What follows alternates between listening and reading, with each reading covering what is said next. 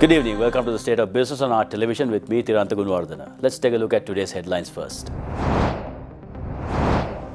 National Action Plan for Combating Bribery and Corruption launched. Land price index rises by 18% in second half of 2018. And now news in detail. At a press conference held today to announce the launch of the National Action Plan for Combating Bribery and Corruption in Sri Lanka, Director General of the Commission to Investigate Allegations of Bribery or Corruption, Sarat Jayaman, expressed the following. So thereafter, what did we do? Whole of last year, we have had more than 40 consultations across the country. Around 15 consultations were held out of Colombo, and other consultations were held in Colombo, especially with the public service, clergy, private sector, the media persons, the professionals, all sectors we have covered. And after covering those areas, we have prepared the National Action Plan. What the reason? Because the country needed. Not only the country, we are a party to the United Nations Convention Against Corruption. In addition to that, when the GSP Plus facility was given, they also want to see where our National Action Plan is. In addition to that, we are a party to Open Government Partnership.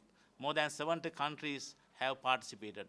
They also ask where is the National Action Plan, whether they ask or not. As a country, as Sri Lanka, we must have a plan. We must know where our journey one day will be ending. So therefore, Cabinet has given this mandate to us. We went across the country, we have prepared.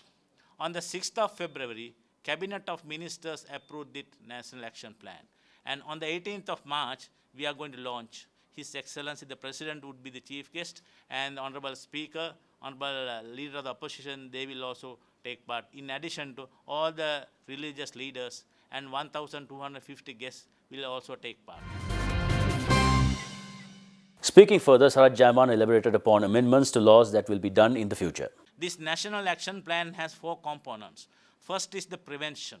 Second is basically how to increase the values. Third is the strengthening the law enforcement machinery. The fourth is how to make reformation with regard to the laws and policies. Those are the 4 pillars. In addition to that, on that particular day, we are going to launch, for the first time in our history, Sri Lankan history, gift rules. Number 1. Number 2 would be conflict of interest rule. Number 3 would be integrity plan for the government sector. And number 4, we are going to give a synopsis of law amendments, proposals or other concepts that we have assembled. What are those law amendments? Bribery law, Seabok law, asset law, and recovery of assets. And there's another law that has been prepared by the Commission of Elections, that is with regard to the disbursement of funds during the course of the elections. So those are the 5 laws so far we have earmarked. In addition to that, there may be a law with regard to whistleblowers also. So those are the things that we are going to deliver.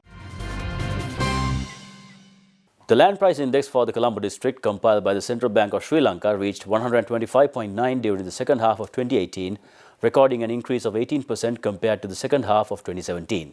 The 3 sub-indices of LPI, namely residential, commercial and industrial, have contributed to this increase. LPI is compiled covering all divisional secretariat divisions of the Colombo district using per perch bare land prices collected from Government Valuation Department in order to monitor the developments in the real estate sector. To maintain homogeneity, 3 separate sub-indices for residential, commercial and industrial lands are computed considering the diverse nature of land use, and the overall LPI is calculated by taking the average of these 3 sub-indices.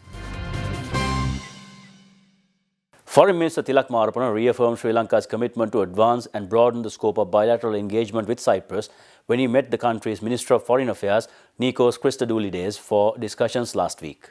This was the first official visit to Cyprus undertaken by a Sri Lankan foreign minister since the establishment of diplomatic relations in 1963. During the visit, he called on Nikos Anastasiades, President of the Republic of Cyprus, and met with the Minister of Labour, Welfare and Social Insurance, Zita Emilianiadou. The foreign ministers of the 2 countries then inaugurated the office of the Consulate General of Sri Lanka in Nicosia at a formal ceremony on the 28th of February 2019.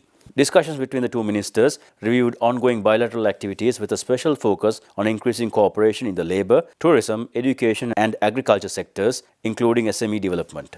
Foreign Minister Christodoulides assured Minister Marapana that the government of Cyprus was ready to address and resolve key outstanding matters related to Sri Lankan workers employed in Cyprus.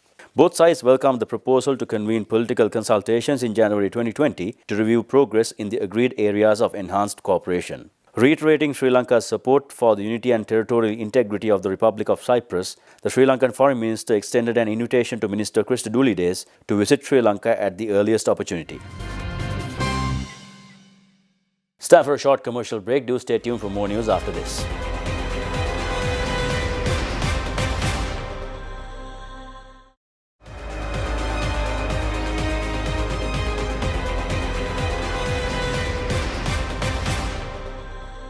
Welcome back. Speaking exclusive to Art Television, Aruna Veerakone, the chairman of the Seeds and Planting Materials Association, expressed the following on advantages of selectively bred seeds.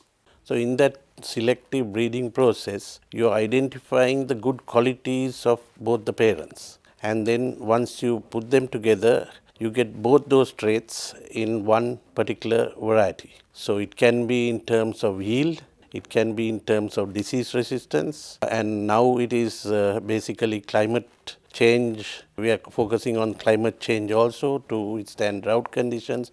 So many traits. It's a whole new world out there, and there are international companies who are really seriously involved in this whole process to keep the world fed. Aruna Veerakone also elaborated upon currently fast-moving vegetables. Well, if you really think about the seeds that are being used by most of the farmers today, I could say nearly 80% are cultivated from imported seeds and mostly hybrids. So if you take the upcountry, you don't get many hybrids there because of course it's all imported seed, but if you take cabbage and now carrot, radishes, those are all highly advanced hybrid seeds.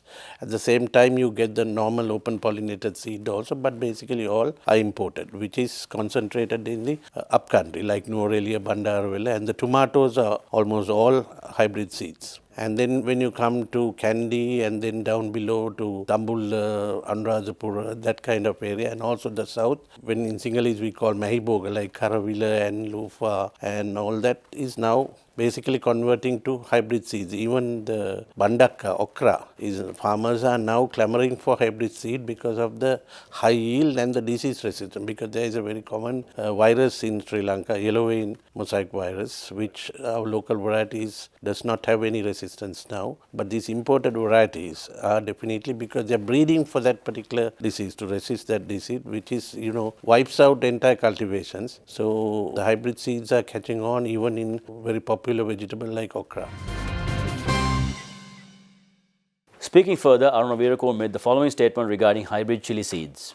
Yeah, it brings back memories. About 18 years ago, I was the first to import a hybrid chili seed. That was what actually opened the door for hybrid seeds to come in, because it was all, curtailed before due to various regulations. And when I first introduced the hybrid chili, at that time, the local green chili yield, fresh chili, was around 3,500 kilos per acre. In the first season, my farmers in Puttalam area, they recorded a total yield of over 15,000 kilos per acre. So you could see the jump. And then from there onwards, it has been so. So now the green chili market is decided by that district, Puttalam, because when they cultivate, they do acres and acres of chili, specifically green chili, and then after that they decide the price. So when they are not in the market, the other prices come in, then the prices go up. You would have seen price, even with the hybrid seed, prices go up to about 1,000 rupees a kilo. So you can imagine if the hybrid seeds aren't there, we would be consuming green chilies at around 5,000 rupees a kilo.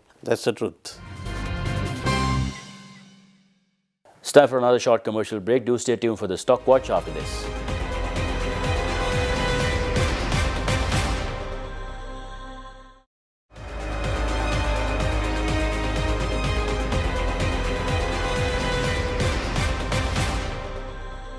Welcome back. Trading at the Colombo Stock Exchange ended on a positive note today. The All Share Price Index gained 0.75 points to close at 5,752.35, and the S&P SL 20 gained 0.82 points to close at 2,882.68. Turnover was 637 million rupees and 9.5 million shares were traded. Up next are today's forex rates.